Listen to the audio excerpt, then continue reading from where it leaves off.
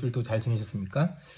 지난주에 우리 선박 선교사 서강현 우리 집사님 좀 부탁을 드려서 또 너무나도 귀하게 영상 찍어서 여러분들에게 보여드렸습니다. 여러분들 각자 위치에서 정말 우리의 귀한 복음을 잘 증거할 수 있는 여러분이 되었으면 좋겠습니다. 선박 선교사로서 군 선교사로서 내게 맡겨진 이 일들을 잘 감당했으면 좋겠는데, 항상 이야기하는 거지만 삶 속에서 정말 우리에게 맡겨진 일들이 있잖아요. 군인으로서 사관으로서 또 직장인으로서 그 일들을 책임을 잘 감당하고, 동시에 또 입을 열어 복음을 증거할 뿐만 아니라 삶으로 또 복음을 증거하는 여러분들이 되어졌으면 좋겠습니다.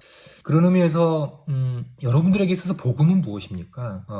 내가 알고 있고 내가 느끼고 있는 그 복음이 뭐냐 이거죠. 누군가가 들려주는 복음 말고요. 내게 있어서 복음이 뭔가? 복음이라는 것은 이제 굿뉴스잖아요. 좋은 소식이에요. 여러분들에게서 요즘에 최고의 좋은 소식이 뭐죠? 만약에 그런 친구들은 별로 없겠지만 주식을 샀는데 주식이 뻥 뛰었어요. 우와 하면서 이제 여러분들에게 좋은 소식이 될 수 있겠죠. 여자 자매에게 고백을 했는데 그 자매가 그래 내가 너랑 사귀어 줄게, 네 인생 구조해 줄게 라고 이제 답장을 준다고 한다면 우와 하면서 이것 또한 굿뉴스가 될 수 있겠죠. 여러분들에게 있어서 또 하나 직장에 취업을 하기 위해서 인터뷰를 보고 기다리고 있었는데 여러분들에게 답이 왔어요. 합격입니다.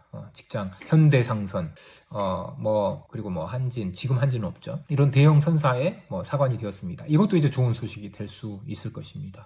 그런데 영적인 의미에 있어서 그 어떤 것과도 바꿀 수 없고, 인생에 있어서 가장 깊은 고뇌와 허무함과 외로움과 평안 없음과 기쁨 없는 이 낙이 없는 이 인생 속에서 이 모든 것들을 만족시켜주고 해결해주고, 그리고 인생의 참된 의미를 깨달을 뿐만 아니라 과거의 허무함과 이런 모든 짐들을 다 내려놓고, 항상 나를 짓눌렀던 그 모든 짐들을 다 내려놓고 우리에게 참된 영적인 안식을 줄 수 있는, 쉼을 줄 수 있는 그 복음이, 내가 그거를 확실하게 감격 속에서, 기쁨 속에서 누리고 있냐 이거예요. 나에게 있어서 복음이 무엇인가? 복음을 증거해야 되는데 내게 감격이 없다고 한다면 다른 사람한테 증거할 수가 없잖아요. 그죠? 선박 선교사로서 지난주에도 서강현 집사님이 나와가지고 이야기해 주셨지만 내게 감격이 없다면 다른 사람들에게 어떻게 그 복음을 전하겠습니까?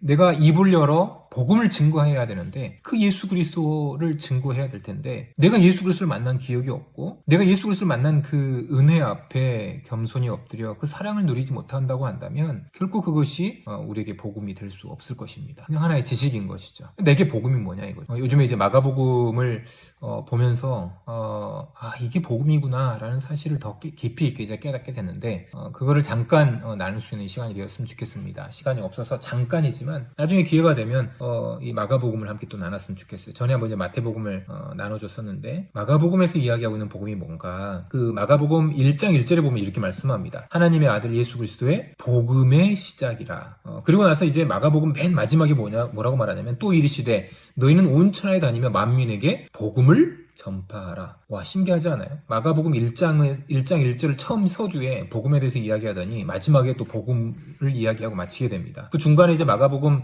1장 14절에서 요한이 잡힌 후 예수께서 갈릴리에 오셔서 하나님의 복음을 전파하여, 그러니까 예수께서 이 땅에 오셔서 예수께서 하신 일이 뭐예요? 복음을 전파하신 일이에요. 그러니까 마가는 그거 어떤 이해가 있었냐면, 예수님이 이 땅에 오신 사건, 그 모든 것이 이제 복음이 시작이 되어졌다라는 것, 그리고 이제 우리에게 맡겨진 일 또한 복음을 증거한다라는 것, 예수께서 하신 일이 복음을 전파하셨다라는 것, 그것을 이야기하고 있습니다. 자, 이것을 이제 우리가 들어보니까 읽어볼 때는 크게 감흥이 없어요. 그렇죠? 또 수없이 들었던 말씀이고, 또 4대 복음서 중에서 마태, 마가, 누가, 요한복음의 이 말씀 중에서 마가복음은 그렇게 또 목사님들이 크게 인용하지 않고 또 설교하지 않는 부분이기도 해요. 상당히 짧은 성경이어서 16장밖에 안 되고, 다른 성경에 보면 또 똑같은 내용이 다 나와 있고, 그래서 마가복음을 그렇게 이렇게 듣지도 못하고 또 설교도 많이 하지 않는 그런 성경이기도 합니다. 근데 그 저자가 마가복음의 저자가 마가인데, 그 기록한 이유를 알면 복음의 감격을, 마가가 우리에게 증거하고 싶었던 그 복음의 감격이 무엇인지 깨닫게 된다라는 거예요. 마가라는 인물은 예수님의 직계 제자는 아니었지만 다른 곳에서는 나와 있자는데, 마가복음 14장 51절 52절에서 한 청년이 따라오다가 벌거벗은 채로 도망하더라, 이런 표현이 나와요. 이것으로 봤을 때 아마도 예수님을 만나기도 했었고, 예수님의 어떤 어떤 가르침을 직접적으로 받았던 직계 제자 12사도가 아니었지만 예수님과 함께했던 제자 중에 한 명이 아니었을까 이렇게 추측을 합니다. 그리고 이제 바나바는 마가와 또 사촌 관계이기도 하고 그래서 초대교회 당시 상당히 영향력을 끼쳤던 그런 인물이라고 이제 생각을 하고 있어요. 그리고 이제 어머니에 대한 이야기가 나오거든요.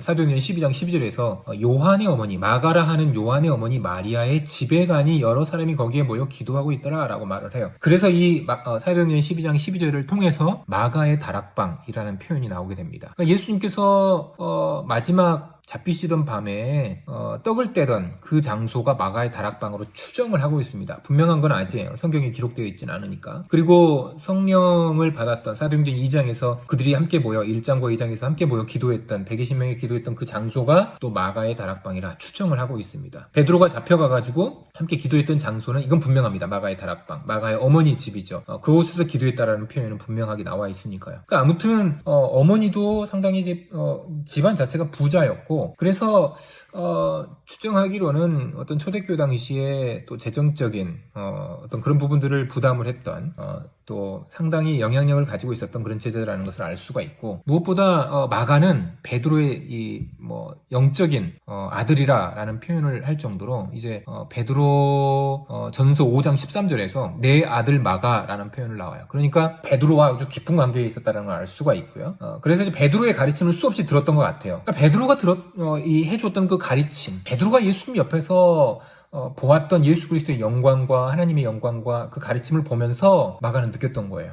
이게 복음이구나. 그것을 생생하게 들었던 거예요. 직접 들었던 건 아니지만 베드로를 통해서 들려줬던 예수 그리스도를 만났던 하나님의 그 신성과 그 영광스러움을 보았던 그 베드로의 음성을 듣고 마가는 감격했던 거예요. 근데 그 당시에 무슨 시대였냐면 네로가 AD 54년에서 67년 사이에 통치하는 그 기간이었어요. 4대 복음서 중에서 마가복음이 가장 먼저 기록이 되어졌는데 대략 AD 한 64년에서 67년 그 사이에 이제 기록이 되어졌을 거다 추정을 하거든요. 왜냐면 베드로가 67년경에 네로 황제에 의해서 처참하게 이제 십자가에 거꾸로 매달려 이제 죽게 되죠. 그 순교를 당하게 됩니다. 그리고 이제 마가 또한 그 당시에 이제 순교를 당해 67년, 68년 이때 어떤 알렉산드리아에서 순교 당했다라는 어떤 근거를 통해서 기록을 통해서 이제 그 당시가 어떤 시대였는지 다 알 수가 있다라는 것이죠. 그 시대적 배경을 안고 마가가 기록했어요. 그런데 마가가 우리에게 들려주고 싶었던 그 복음의 감격이 무엇일까요?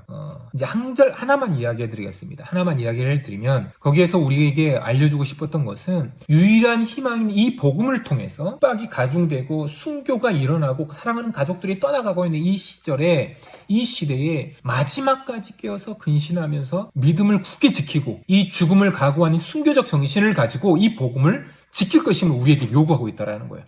그래서 마가복음 1장 1절에서 예수 그리스도 하나님의 아들 예수 그리스도의 복음의 시작이라 라는 그 선포적 의미 속에는 우리에게 복음을 더욱더 단단히 붙잡고 죽음까지 각오하고 견딜 것을 요청하는 그러한 메시지예요. 한 가지만 이야기해주면 뭐가 있냐면 군대 귀신이 떠나게 되잖아요. 마가복음 5장 그 9절에서 이제 15절에 보면 군대 귀신이 이제 요청을 해요.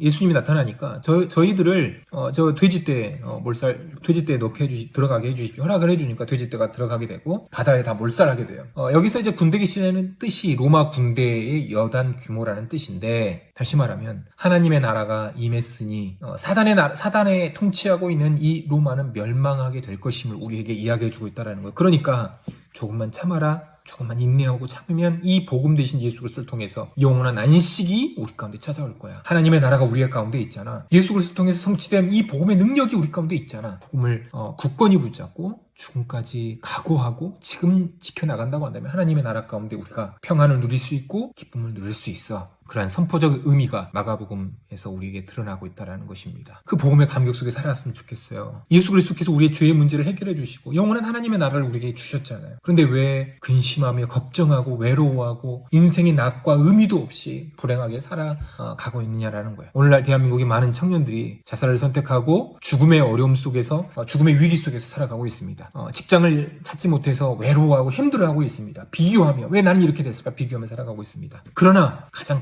값진 그것, 하나님의 나라를 우리 가운데 주신 예수 그리스도의 그 십자가의 의미가, 십자가의 그 핏부림이, 십자가의 능력이 우리 가운데 있기에 이 복음을 든든히 붙잡고 단단히 붙잡고 우리 배단이 모든 청년 여러분들이 승리하며 살아갔으면 좋겠습니다. 이 복음의 그 주의 사함의 은혜와 놀라운 하나님의 능력 안에 겸손하게 무릎 꿇고 나아가는 우리 모든 청년 되시기를 주 이름으로 바라겠습니다. 샬롬, 승리하십시오.